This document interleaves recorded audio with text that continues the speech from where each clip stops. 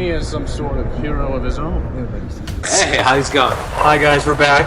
I'm Santino Mosley. I'm Carlos and And we are previous Laces film students. Clap it up. Yay. I know you guys didn't clap in the classroom, Definitely not clapping. We're gonna make this as quick as possible. So this is Film 101. Film 101. I think one of the most important parts about film is pre-production. Coming up with a storyline, plot, and just creating an outline, making sure to communicate with everybody in your crew. And one thing to know is that every idea is going to be a good idea. Make sure to tell everybody about your story and know that this story is going to be an amazing film. Quality over quantity is one thing to keep in mind always. I bet you guys noticed something from the previous monologue about good ideas versus bad ideas. Something called intercuts. You know how we change the angle so it's not just one long shot of the same thing? You know, you gotta change the angle like BAM! See that? Low profile angle, different cut. Makes it more interesting, not just one long shot. For example, we're gonna do a couple more shots.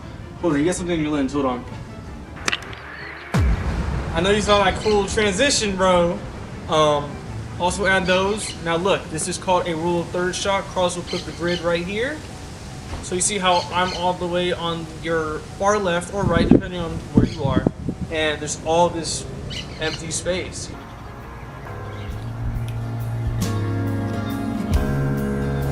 See this? This is called the Dutch angle. Look how it's angled. Look how close up we are. Look how dramatic this looks. Spooky. Now, just to get to the chase, what we're just trying to say here is that there's a plethora of different angles you could use for different situations. Like, for example, the 180 rule for dialogue scenes, so it makes the scene flow more realistic. You could just do POV scenes, so you can we know we are in the camera, we're the action, or just anything, the hidden camera, whatever it is. Sound. Sound is one of the most important parts about film. Make sure for your dialogue scenes to always bring a microphone and a boomstick. Really get in there to make it sound as natural as can be. Little brother. I'm sorry, sir. I don't know where he is. What do you mean? In post-production He's editing, gone. use sound effects to really create natural ambience and bring your film to life. Hey, ow! What was that? My turn, bro. No, it's not your turn. It's my Sorry about that. Which is a great segue to our next topic. Working with crews, working with a team. Everyone has equal value and know their role. For example, setting up equipment, audio, camera, lighting, directors, production, all of the above. Everyone should have a designated spot and stick to it. Sprites? What are you doing? What are you doing to me? Also, big suggestion, take it from us. Don't work with just your friends. Explore and work with people who actually help you get things done. All right, and then everyone listen. It's important to have an opinion on a movie, but be ready to fight for your own movie, but also be ready to take in criticism and take in notes, because honestly, like we said earlier, not every idea is a great idea. No! I cherish these nuts. Listen to everybody, because you never know. You might make something even better than what you thought, or have a better idea. When editing, it's important to have layers in your timeline. One video layer, one dialogue layer, that's good.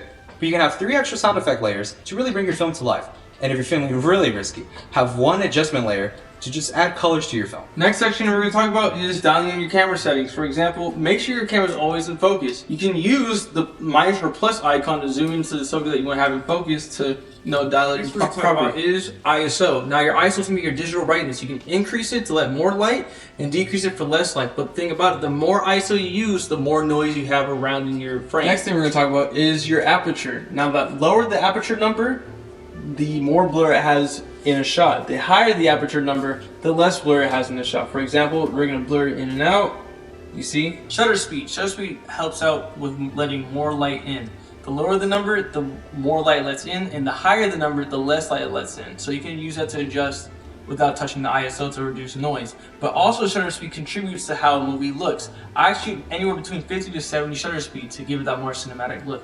While I'm also doing that, I always shoot in 24 FPS because that's what movies shoot at, that's what shows shoot at, and it just gives it that nice crisp look. Hey guys, we're near the end of this. Bear with us. I know it's a little bit longer, but trust me, it's gonna be helpful. We're gonna talk about writing. I feel like it's really important to have a script because it helps navigate the actors in terms of what's going on in the story, and just really saves a lot of time when you're directing. Now, I agree with him about scripts. I don't personally do them, but what I do is just broad storyboards, plots, summary, shot list, just write out something because it all helps at the end of the day. So now we're just gonna say about the things we didn't talk about. For example, like about the shots, you add vertigo shots, which is also known as dolly zoom shot. Lighting would be a great thing to look Lighting's at. a great thing to look at. Sound bites, sound design. If you can, music plays a big part. Look into silence, great way to build tension. Yep. And then Close-ups. close-ups, yes. Close-ups, important. It's super important, especially if you're shooting at a school, because we all know what the school looks like. Yeah. It's the same thing. Expanding your environment.